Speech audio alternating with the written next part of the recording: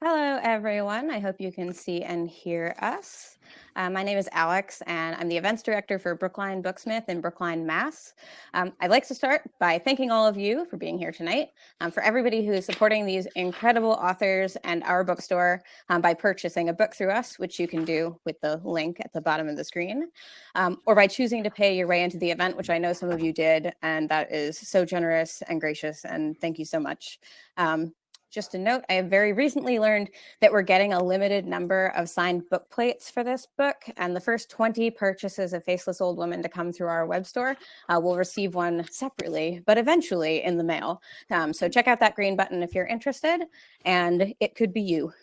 A couple of Crowdcast pro tips if you haven't used it before. You can chat on the side the whole time, as you can see. Please be nice. I know you are nice. You can also ask questions in the box below or turn any of your chats into a question using the pop-up menu. And we'll be making use of all of those questions or as many of them as we can in the latter part of the event. And I think that is all of the business type stuff. I do want to say that this is going to be obviously an incredibly awesome experience because of the two people that you see beside me. It is awesome for you. It is hopefully awesome for them. It is also definitely awesome for me personally because I've been a fan of Night Vale since like episode 10, and my 2014 commemorative The Librarian poster is like directly over my head. And this Night Vale mug here and generally everything about me personally is very excited and feel that this is super great. In case you showed up here not knowing who you are or what you're doing or what this is, welcome to Night Vale is a groundbreaking horror podcast which premiered in 2012, 1 million human years ago, as a mix of whimsy, wonder, wit, and God, some very deep ambivalence. Since then, they have written many episodes, several books, founded Night Vale Presents to host their own additional shows and others, including shows hosted by Dylan Marin and Chuck Tingle, two of the better people who are currently doing Being a Person on Earth. And their work is joyful, even in its darkest moments, fundamentally humane, and also creepy and fun and super cool. So in short, I am so happy that I get to be here and so glad that it is a safe and well-advised distance, and so glad that we are all going to get to talk together tonight. So please welcome Joseph Fink and Jeffrey Cranor. Hello. Hi. At this point in the proceedings, usually people get to clap, and it's really weird for me that they can't do that. So please feel free to indicate that that's happening on the other end. I just clap. Job, oh, clap. Thank you. Clap. Oh, look at all that applause. Clap. For future live events, I just want people, and I'm going to command the audience, in your applause, you get one clap. So just time it whenever you want to do it. Do it now or wait till you get home. Really excited we got to pull a Jeb Bush there. Please clap. So I mentioned that you've made many things in the course of exploring the world of Night Vale. I think that you are currently at 166 episodes, 3 novels, and 4 script compilations, coming to 8 years of work. As sort of a starter question, at what point did you realize that this was going to be like a long haul project for both of you, as opposed to a cool idea that you had for a little while? I think from the start, like even before, we didn't picture having anything like the audience we ended up getting, even like a fraction of that. We were just hoping some people would hear it eventually. But I think from the start, it was meant to be a project that would just kind of last indefinitely because we enjoyed doing it.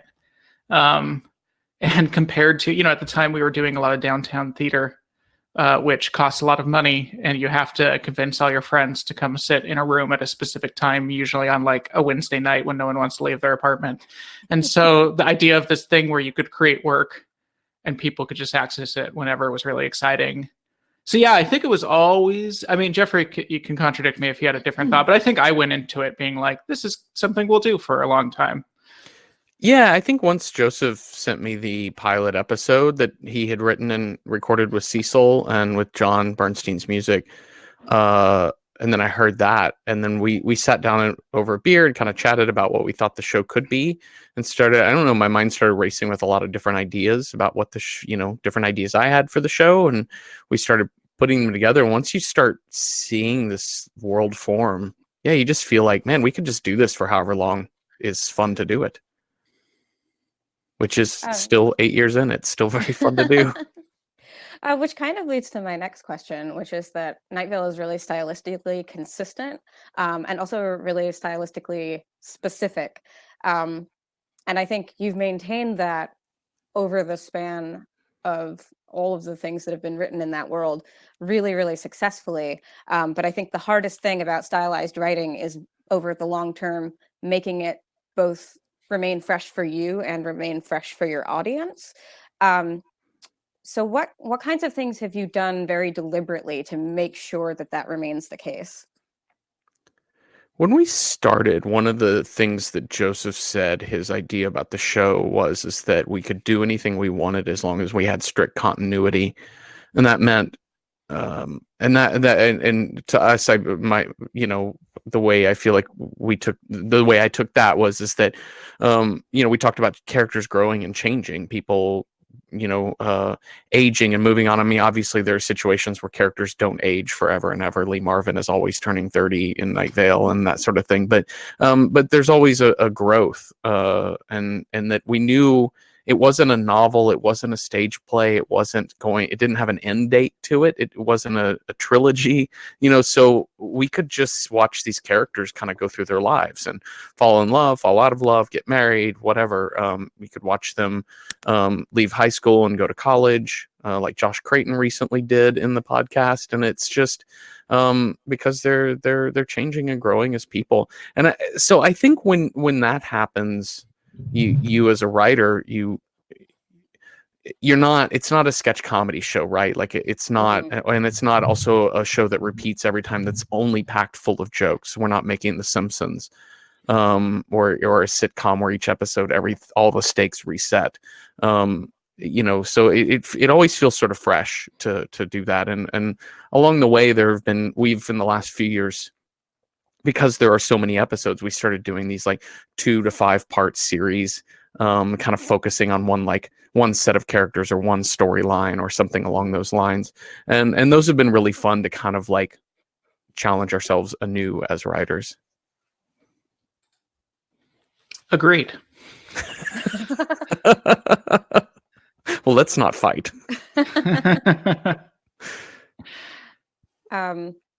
Sort of as a divergence from that, one of the other things that I think keeps Night Vale really fresh is that you are sort of ever increasing and ever changing how you collaborate. And I think the collaborations in Night Vale are one of the coolest things about it, because you're always adding new dimensions of expression from other people who are really cool at expressing the ideas that you do. So I'm wondering, not which are your favorite two, because that would be insane, but who are two artists or acts that you would like everyone here to check out before they go to bed tonight? That we've worked with, or just in the world that we've worked with? I mean, I think I've been doing a lot of stuff with them lately, with my new podcast, Our Play Gear. Danny Schmidt and Carrie Elkin are a married couple who are both singer-songwriters, and they managed to hit that beautiful combination of great artists and great human beings. They're some of the better human beings I've met in this business. So I highly recommend. They're just they're both of them are beautiful singers, and they're also extraordinary songwriters. Just they're a couple, so I guess that's my two. But another one I'll add to that is an artist we've toured with, another musician named Dessa. Musician and writer. Yeah. And Dessa's great because you can go find her music online very easily. It's really amazing. She also had performed with and wrote and performed with the rap collective Doomtree for several years as well. And listen, if you're already hanging out on the Booksmith website buying our book or something else, you can get her book called My Own Devices, which is really fantastic. So yeah, there's so much great writing out there from Dessa. And great music. And bringing her on the road with us when she toured as our weather for one of our big tours.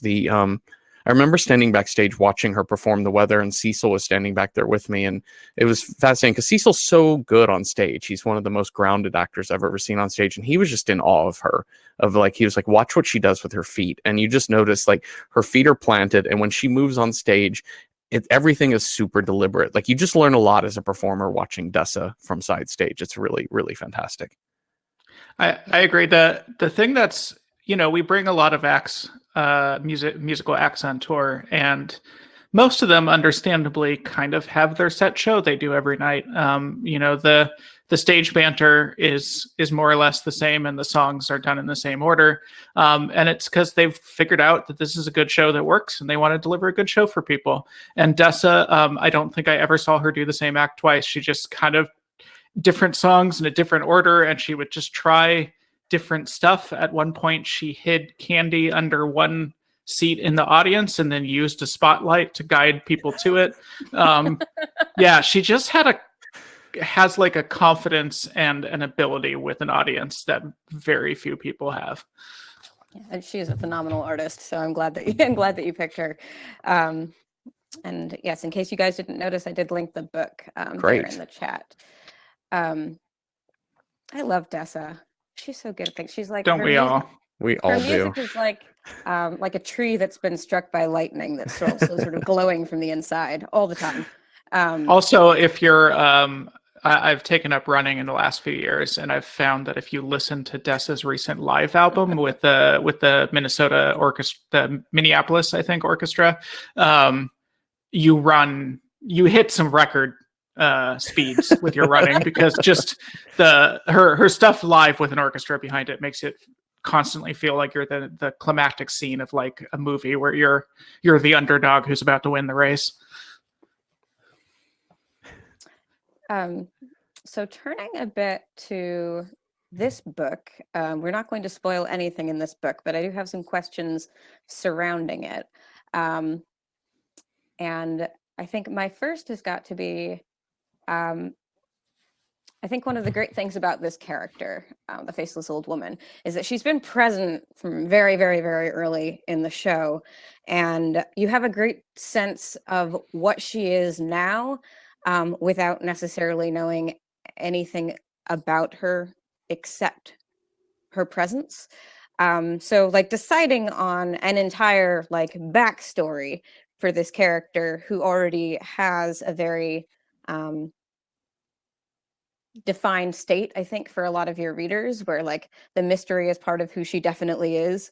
I think deciding on what everything leading up to that is going to be, I think, not only is a challenge, but I don't really understand how you started to figure out which of the like millions of options she was going to be. So sort of how did you decide on the story arc that became this book? I mean, we started with the we started with the character. Like once we finished our second novel, It Devours, we both kind of were like, we should have a meeting about what our next book might be. And then at that meeting, we were like, I said, I really want to do The Faceless Old Woman, and Joseph said, that's what I wrote down too. And so we were like, we'll do Faceless Old Woman. And Joseph. Usually when we start writing books, we'll start talking about other books to read, to kind of think about it. And Joseph brought The Count of Monte Cristo to that discussion. And so we started talking about it entirely as a story of revenge. And, there's something in, the character in the podcast has always existed in the present tense.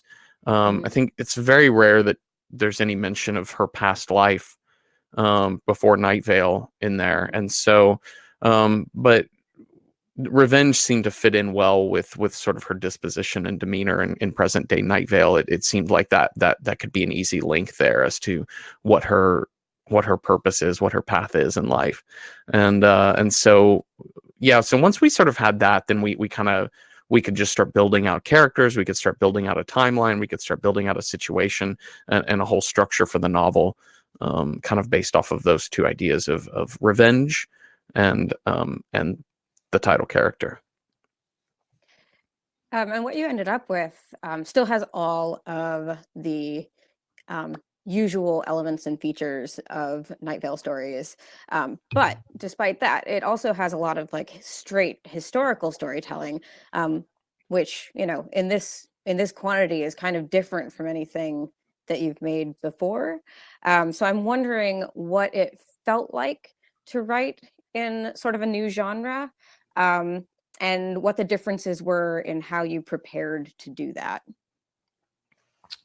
Yeah, I mean, that kind of came out of the necessity of the story. We knew it was going to be this globe hopping, centuries spanning story, and so there was inherently going to be real places in it. I can tell you, like, we didn't do a great deal of research. We didn't approach this as like straight historical fiction where you have to get all the details right, or even in some cases like the broad historical strokes right. We kind of intentionally introduced made up things constantly, even in like we introduced an entirely new warring element in Europe just to kind of make it different enough that when we got things wrong, it didn't really matter because we were in this thing. But it did mean, like, you know, when you're writing a thing that takes place in Hamburg in the early 19th century, you do have to suddenly go like, oh, what was Hamburg like? Who was in control of that? Like what languages were spoken there? Who did they trade with? And you suddenly do have to start looking up some of that. So even if you're riffing in a surreal way, that you're at least starting somewhere that is recognizable as the place you're riffing on. A lot of these places are places we had gone to through the Night Vale tour. So also there are elements that are almost just like, you know, I've been to this place, so I kind of know what it looks like in modern day. And so I can kind of incorporate some elements of like, this is what being in this place feels like, even though the details are obviously a few centuries out of date. We there was some looking up some of the historical facts in the book. There's never like an easy answer, because sometimes you're just looking for an easy answer. Like Joseph said, we weren't trying to write historical fiction. We weren't trying to like meld true history and a deep exploration of true history with our fictional characters. The real history was always sort of in the background. So in some ways, research became a little bit difficult, because what you're looking for is you're looking for like an easy or quick answer. Like I'm looking up, I'm like, was this city in the Ottoman Empire at this time? And then you look it up, and basically you find out it's very complicated. Like it's so difficult to like assess. And I went down, there's a mention of the Moldovan capital city of Chisinau in that book, and started looking that up of like, was this Russian? Was this Ottoman? What was happening? It looks like it was Russian, but then the Turks ruled. I don't understand. And then 30 minutes later of reading Wikipedia and then all the referential articles to it, you're like, I really just needed to make sure I wasn't saying Ottoman Empire when I meant something else. And so then you just delete that phrase altogether. Yeah. So there's a lot of looking up of like, what are types of boats? That we end up doing in there too. So we learned a lot about boats along the way as well. I didn't do the first draft of the boat chapters, so I learned almost nothing about boats. I still don't know what a boat is. I always feel like people who write straight historical fiction that's very grounded in specific fact must have a really specific temperament, both the ability to gather endless quantities of minutia and the ability to let go when someone notices that they got something wrong. And that's it's funny. I regularly qualities. point to historical fiction as kind of my nightmare, because I'm a person who doesn't love doing research, which is sort of why I write weird stories. Because I apologize if anyone's seen the last live stream where I say this, because I say this constantly, but it's just like, you think about the chair in a historical fiction. You're like, I just need my character to sit in a chair. And you have them sit in a chair, and then you get 10 emails being like, oh, actually at that time the chairs were like this. You got the chair wrong. And you just multiply that by every single detail in the book, and I would just lose my mind. I can't deal with that kind of stress. So let's see. Trying to think the best way to. Okay, so I think my biggest question for you is essentially about the choice to reveal monsters that have sort of relied on their sense of mystery to be effective up until the moment that you choose to reveal them. I think that's one of the scariest and biggest and trickiest things to do in horror. And I think you've taken the biggest form of plunge with the last two books, where you not only say more about the Smiling God and Faceless Old Woman, but you give them an entire novel of having the light shed on them. And that's very brave and very scary. So my first question is, why did you do this? I think. Go ahead, Joseph. I think like most things, it just seemed like an interesting story. I think that's what we're looking for always. Is this a story that seems interesting to tell? Because you can always find ways. I agree that like horror movies where the ghost is super interesting and scary, and then towards the end you learn this very long story about how they were, betrayed by their housekeeper, and then they were murdered in this way, and that's why they come back on this day, and then by the end of that. They no longer seem interesting, and they're definitely no longer scary. But I think there's ways around that. With this book, with the Faceless Old Woman, we discussed and consciously made certain choices. We never learn her name. We don't learn specifically what country she's from, only the general region. We never get a single detail of what she looks like. And even the process by which she becomes faceless is sort of intentionally left abstract. And these were choices we made because we knew we could still tell this story while leaving those things in the reader's imagination. So that, yeah, there's ways. We do that regularly in that we rarely describe anyone visually, which is a conscious choice we make because we found that it's entirely possible to do good storytelling without doing that at all. Mm-hmm. So it sounds like the mystery was less something you were afraid to lose because you were very deliberately working on, maintaining that aspect while also giving people something new, something more. Yeah. And I feel like knowing that this is an ongoing serial, that we don't have a limited number of mysteries to create and solve, and a limitless number that will never be solved or addressed in any way.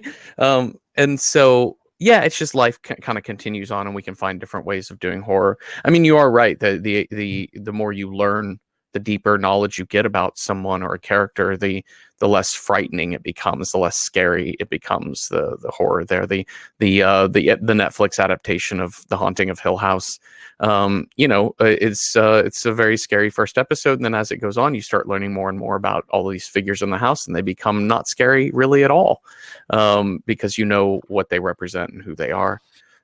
It's the reason why like H.P. Lovecraft didn't really write long novels, and his style of like that Lovecraftian horror of the unknown and the scary is kind of limited to in a lot of ways to short stories. If you're continually like diving deeper into your characters, they're not that scary at all. Like I feel like and Night Vale has always been sort of based off of let's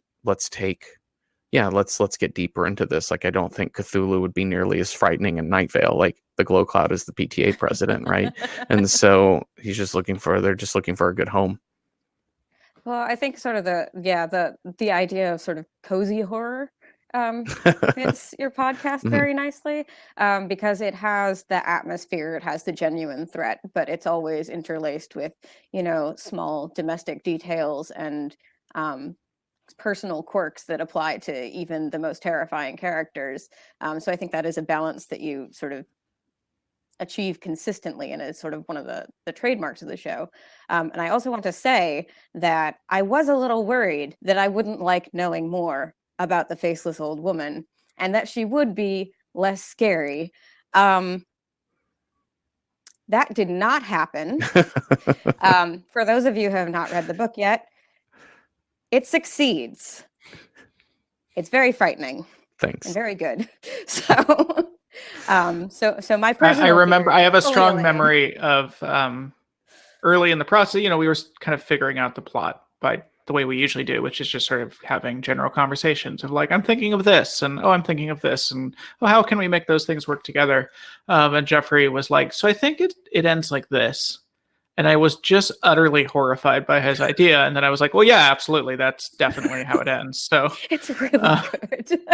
that one, there was no like bringing other ideas once that came in. It was pretty clear. So yeah, I think in a sense, like this book might actually make her scarier, because I do think that in the podcast, she's just become another resident of the town. She started out as this sort of ghost that was haunting everyone, but she's become, a character and has had other facets. And so I think she's just become naturally less scary with familiarity. And I think this book, by revealing some things about her intentions, makes her maybe kind of horrifying once again. I think it sharpens her, and it recreates her as a person and not just a feature. So that's really cool. Very interesting to see how that plays out in the book. So she's wonderful. And I have a question in general about the entities, beings, monsters, etc. In Night Vale, which is not which is your favorite, because I think that's an obscene question to ask. But do you have, each of you, one that you're most proud of creating? Interesting. I don't know about proud, but I can speak to like, I think for me, it obviously it changes all the time of like characters I get excited to write for. Mm-hmm. And so much of it depends on a lot of my excitement for characters really relies on when we cast an actor to play the role. And so when Mara Wilson agreed to read The Faceless Old Woman for the first time in like episode 26, you're like, I know so much more about this character now that somebody has voiced it. When the comedian Desiree Birch voiced Pamela Winchell for the first time on stage, you're like, I just cannot wait to write more for her. With Symphony Sanders as Tamika Flynn, like she just takes on an entirely new persona and personality with Symphony voicing that character. And so I think for me, those moments happen, those moments of feeling really excited about a character, come when I know I'm getting to write it for the voice actor themselves. It's really exciting to get to do that, because you can kind of already hear how the jokes are going to land. I mean, we're very familiar with how Cecil performs his role because he's in almost every single episode. But when you have these one-offs, it's really fun to find new beats, new jokes, things like that.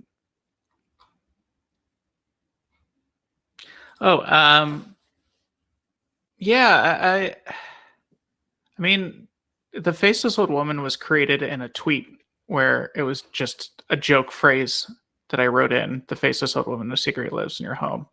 And that's one of the better ideas I've had, I think, although it was Jeffrey who ultimately turned her kind of into a character.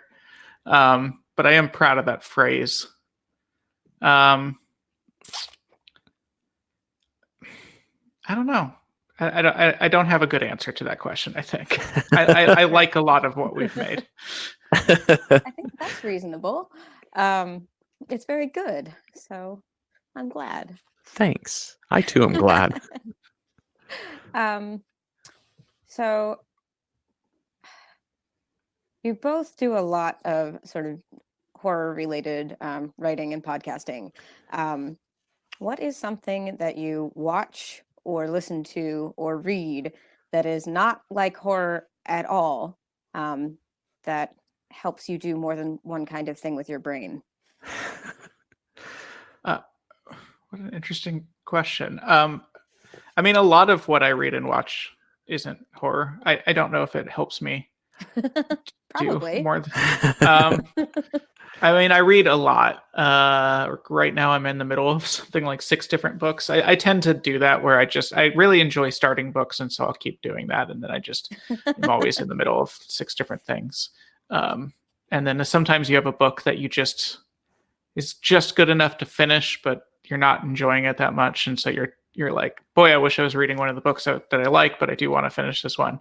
One I read recently, that I loved was The Glass Hotel with Emily St. John Mandel. Came out the same day as us, and really enjoyed her last book, so I gave it a shot. And it's funny because it's a book that sort of, I mean, obviously she couldn't have planned it for this moment, although her last book was sort of about a moment like this. This book is not about a pandemic, but it is sort of perfect for this moment because it's entirely about people who have planned out their lives and know what their lives are like, and then events upend everything, and they have to kind of come to terms with, and then figure out this new normal. And it's about like living your life after everything's been upended. And I found it both just a really good novel to read, but also maybe a very helpful one because it considered all these issues of dealing with your life not turning out the way you planned it. I don't know if that answered the question because I don't know if it relates directly to Night Vale, but that is a book I read recently that's not horror. Well, yeah, she's incredible. If any of you out there have not read Emily St. John Mandel, I think she writes like she's haunting you, and then after you put her book down, it just sticks there very quietly, but like 2-3 years later, you will feel exactly the same way you did when you closed the book. It just sticks. One thing that really stuck with me from that book that I think about a lot is that she introduces this idea of the counter life, which is this thing where when you plan out your life and you know what your life's going to be like, and then something completely upends it and it goes a different direction. Some part of you still lives that planned out life. You know, we had to postpone all our tours, but the Welcome to Nightvale tours, but we still have them on our like Google Calendar, so I can look and be like, oh, I'm in Amsterdam today.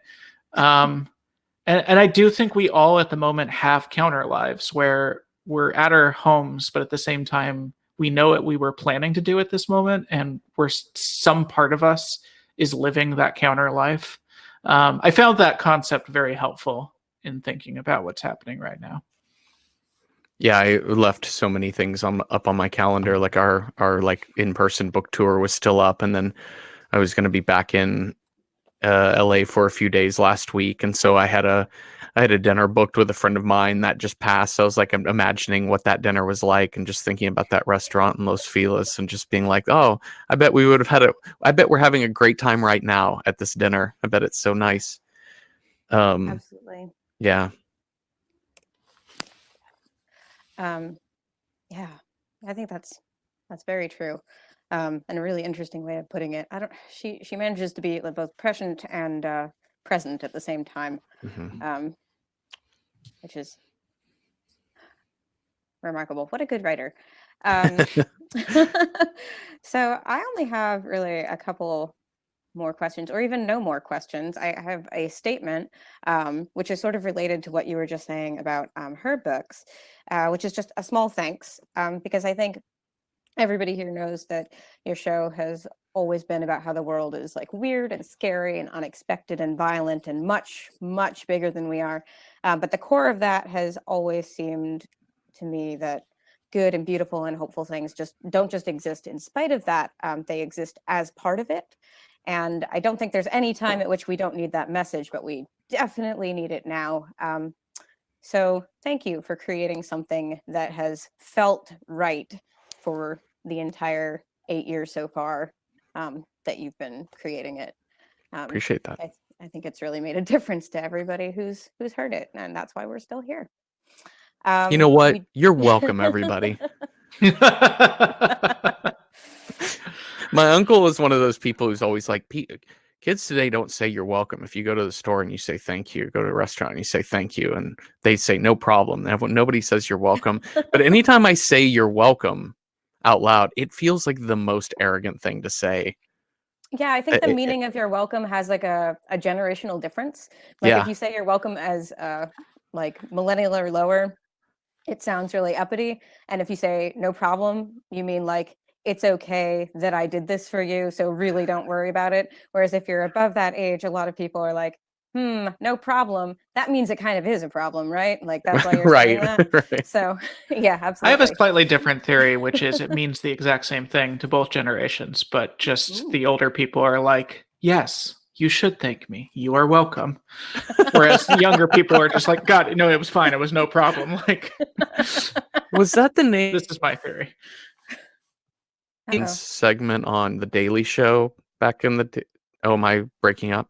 You I broke think you're up a good little now. bit. Oh no. Was You're Welcome was You're Welcome the name of the John Hodgman's segment on The Daily Show back when he was on there? Was it You're Welcome I have with no John idea. Hodge? Okay. Anyways. Someone in the chat, let us know. Okay, great. So we do have some excellent audience questions. Great. So shall I ask the first one? Please. Yes. All right. So with the most upvotes, which you can do in Crowdcast, and which they have Fun. figured out, if the Night Vale TV show happens, which I hope it does, is there a particular location in Night Vale you're most excited to see come to life on screen? Yeah, I mean the Night Vale TV show is still chugging along. I can tell you, having been working on it for a very long time, that TV is just a very weird and slow business. We had some exciting news early this year, and then also a pandemic started, and the entire industry had to shut down. We'll see how it goes. What I've learned is with TV, you mostly just have to be like, I guess we'll see how it goes. If it does happen, I think I've always had a very soft spot for the Moonlight All Night Diner. You can't hear it in the podcast, but like from the very first time I wrote it into a script, I specified that both light and night were spelled with the spelling of ITE, because it was very important to me that the Moonlight All Night Diner, just that the writers and performers know that it was spelled that way, because it, to me, that really specified something about the kind of place it was. Yeah, the Moonlight All Night Diner has always stuck with me. I've always been a night owl sort of person, and the idea of like the visual of that is so strong too. The kind of like classic the classic Americana diner, with some chrome touches and a giant neon sign, kind of in an open desert landscape with people sitting inside, and just like that subtle glow in vast darkness is sort of beautiful. That's very exciting. I think also, I think some of the more mundane places, like I would really love to just see what the inside of the high school looks like. I would love to see a high school football game televised in Night Vale. Those would be really fun. Yeah. All right. Let's see. When and how did you first get the idea for Welcome to Night Vale? It was a George Orwell short story that we photocopied and handed to Cecil. Jeffrey and I, in 2010, 2011, wrote a play together called What the Time Traveler Will Tell Us, and performed it. And while we were writing it, we spent a lot of time talking about podcasts. We were both big podcast listeners. And I both enjoyed working with Jeffrey, and so kind of wanted a new project with him. And then also was like, we both are into podcasts. Let's make a podcast. But it seemed pretty clear that it shouldn't be a chat show, because that's not what our background was. And also just there was already people doing it better than we could. And so it seemed to make sense to do our strength, which was writing things down for other people to perform. And it was around that time I got laid off from a job, and I was, and no one right now will be able to relate to this, but I was unemployed and sitting around my apartment a lot. And I started writing these paragraphs that all took place in this strange town. And I didn't really have, I didn't have any of the story or the characters really. Like the first thing I wrote was the lights above the Arby's paragraph from the first episode. And whenever I didn't know what to write next, I would go back to that paragraph and just try to, because that paragraph gave me a very specific feeling. I felt something about it, and I would just try to write something that had that same feeling. And once I had enough of those that matched, I put together the first episode. But if you listen to the first episode, there's not like much of a coherent story to it, because it's just a bunch of strung together paragraphs that I wrote over a few months. And that actually leads really nicely into one of the other questions, which is I go back and listen to the first episode, and I'm always astounded at how many plot lines are started in that episode. Do you go back and re-listen to the episodes to find the threads you've dropped? Yes. Yes, yeah, we totally do. And it's not even like dropped threads. Maybe that's not the way I would think about it. It's more a matter of like as you move forward, you kind of just think about things that have stuck in your mind, images or characters or moments that you think, I wonder whatever happened to Harrison Kip. I wonder what old Dana Cardinal's up to right now. I wonder what the city council thinks about this most recent episode. And like, I don't know, there's just certain things like how would Pamela Winchell respond in this situation? And there's just so many places to pull from and people to dive deeper into their reactions and lives in Night Vale. And the pilot episode, to Joseph's point, like all of these paragraphs, like they set out all kinds of paths to go down.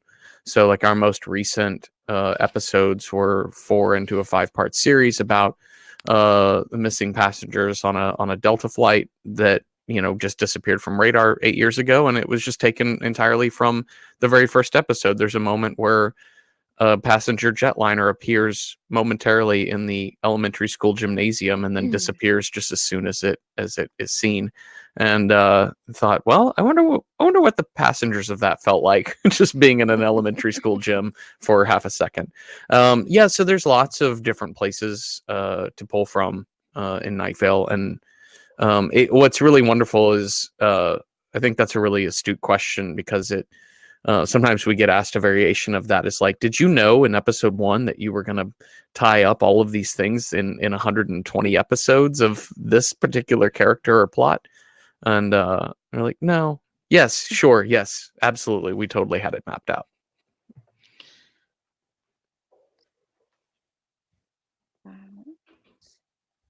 All right. Is there a playlist to go with this book? I was just looking at that and being like, because I know there are writers who are super into that. They like make playlists for different characters or whatever. That's absolutely not part of my process. Sorry. I mean, I make a lot of playlists. I really love music. I have both playlists of just like, I kind of have a continuous running playlist of just like songs I'm really into at the moment. Or not really into, or just I'll hear a song I really like and I kind of want to bookmark it. So I'll just kind of throw it on this playlist. And every 6 months or so, I start a new one because it gets too long. And then I have my writing playlist that is like 4 days long of various instrumental music from a lot of different genres. But none of those relate directly, I don't think, to any character or plot element. I'm just not that type of writer. I'm sorry. I don't. I'm so bad. I don't listen to a ton of music. I like music a lot, and I have certain things that I really love, and I will listen to those over and over. But I don't think it like I don't listen to a lot of music when I write, and I don't think about it when I'm writing so much. Maybe Goodbye Earl by the Dixie Chicks. I feel like it's only a 3-minute song, so I don't know if it'll last you the run of the book. I'm bringing up my most recent bookmarked list. You Are Not Alone by Mavis Staples is a song I've gotten very into recently. Raising Hell by Kesha. Kind of the entire new album by Waxahachie. Been very into. The song, the entire album Ventura by Anderson .Paak. I'm not sure how to say his last name, but been very into that. None of that relates to that book, but I recommend all of those songs.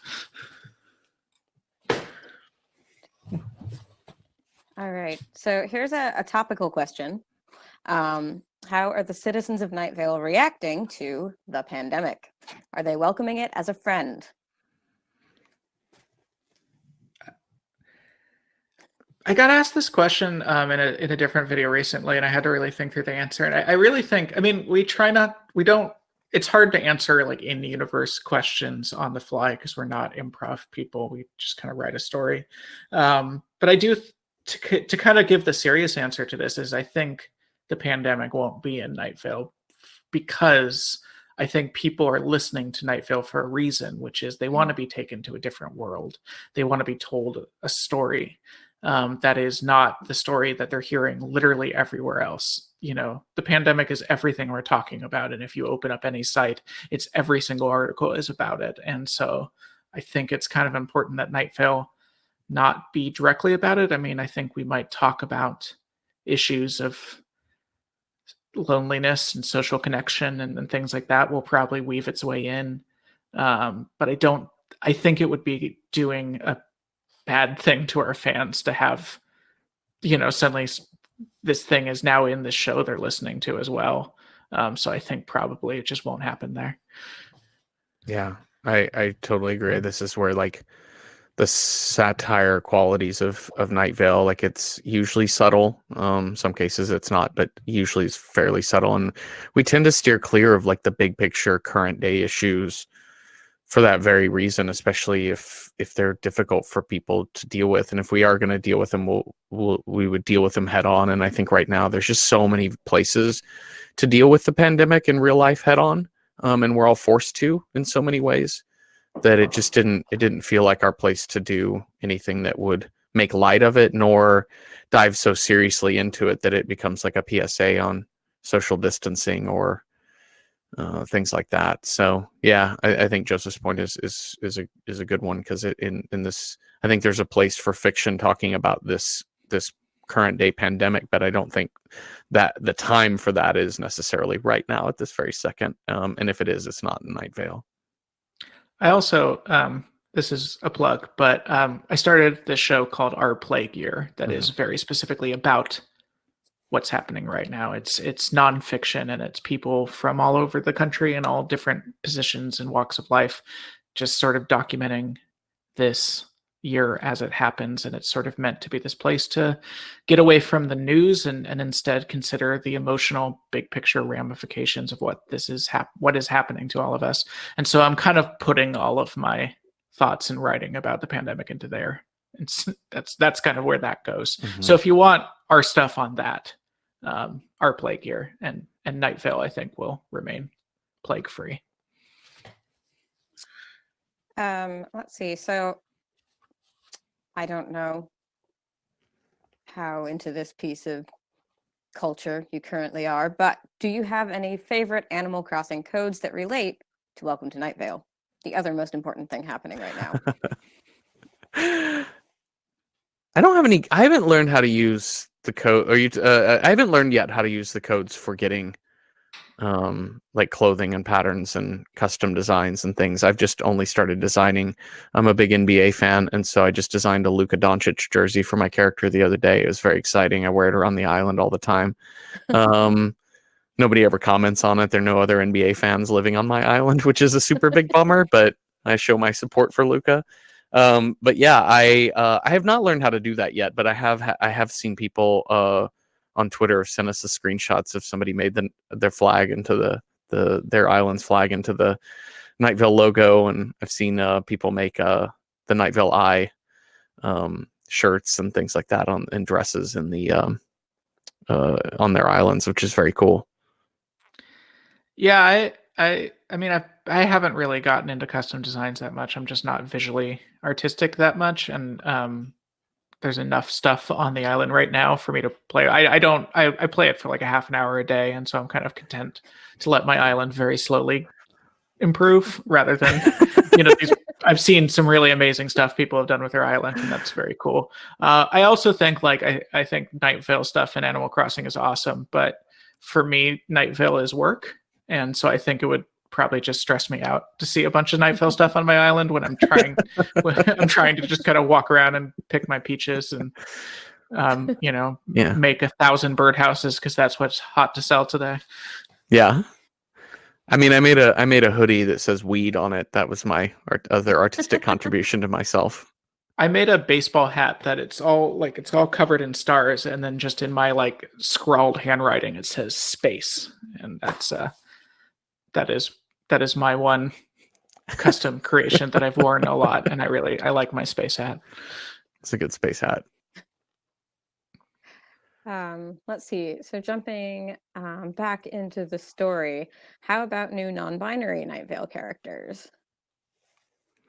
Like how That's how about we add some new non-binary Nightvale characters, or is that the that's the full language of the question. Ah, yes, okay? add some. I guess add some. Less of Um, a question than a Sure. comment. Sure. Yeah. Sure. We've gotten to the point where we don't add major characters that often because there's so many people living in the town now. But yeah. Okay. Yeah, sure. Sold. Oh, well, good. That was easy. We like to hear it. Let's see. There are a few more, and we have a few minutes. Oh, will there ever be a threat in Night Vale that is not of the sentient form, something that perhaps comes from Carlos's lab? I feel like there has to have been. I mean, there's definitely been non-sentient threats in many of the episodes. Mhm. So yes, and I'm sure some of them have come from Carlos's lab at some point. Yeah. Yeah. Yes. I mean, we kind of did. I don't want to spoil one, but we have kind of in one of the story threads I won't say here just because I don't want to spoil anything for anybody who's not fully caught up on all podcasts and books and stuff. But yeah, I think we definitely have had something to that effect with Carlos's lab causing a thing. Oh yeah. Yeah, no, there is a specific example that was pretty big and recent. So yes, that's happened. Mm-hmm. Okay, let's see. How many times did you have to stop working on this book because you had written something creepy enough that you creeped yourselves out? It is really scary. I never really creeped myself out with my writing because in order to write it, it was already in my head. Like I think the thing with writing horror is it's not like I'm writing a thing and then it goes and then I'm imagining. It's that I'm already afraid and I'm just sharing what I'm afraid of with you. So it's never, like writing it out doesn't make it any more or less scary to me. These are images that are already there. And also just when I'm writing, I'm in a very different headspace than when I'm reading. I'm, thinking through sentence structure and paragraph length and is this enough words and does this make sense with the rest of the story? And so I'm thinking about all these things in a way that I wouldn't when I'm reading a thing that scares me. Yeah, with it already in your head, there's definitely things where, like, writing the ending of this most recent book where there you feel very excited because you think it works, right? Like, and you're like the idea I had, I think the idea that we executed it really well, and it really lands well, and I think it works. And to use, like I always do in conversations about writing, which is it's like cooking food, right? Like you taste your own food, but it never feels the same tasting your own food that you're cooking as it does to, like, go to a restaurant, sit down, and be served really, really fine food. Even if the food you made is just as good as the finest food you've ever had, it's because you've been working on it for so long. You know what your expectations are, and you get very excited when it works. If you write a really funny joke or a really, really sad scene, you don't necessarily make yourself laugh all the time or make yourself cry upon reading it right away. But you certainly sort of know when you think it's going to work. I've definitely written things that I've gone back and reread being like, oh no, I can't write this. Like, this is going in the wrong direction. Like, so creeped myself out by is not the right phrase for, but definitely caught myself writing bad things, like just stuff that doesn't work. You read it and you're like, this is awful. Like, I can't submit this to Joseph, let alone a publisher, because it's not actually doing anything. It's not working right. Or a joke I think is funny, and you do a quick Google search for it, and you realize it's been made a billion times over, and you're like, well, that's going to keep that to myself. Yeah, sometimes I will think you think of a funny joke that's such a like specific piece of wordplay that you're like, let me you almost it becomes a game of like, let me just Google this to see how many other people have thought of this exact same bit of wordplay. And it's always like 300 people. Yeah. Oh, well, I think that actually rounds out our time really nicely. Um, I just want to thank everybody for coming this evening. Just a reminder that this does self-record, so if you ever feel like revisiting this experience that you have had, you can do that anytime from our Crowdcast page. Thank you so much, Joseph and Jeffrey, for being here tonight. Thank you so much for answering all of my really long questions. The book is incredible. You can buy it from us. You may even get a book plate. You will certainly be frightened and very, very happy. So thank you all and have a great night. Thanks, Alex. Thanks, everybody. Clap. Thank Night. you. Clap. Bye. Bye. Bye.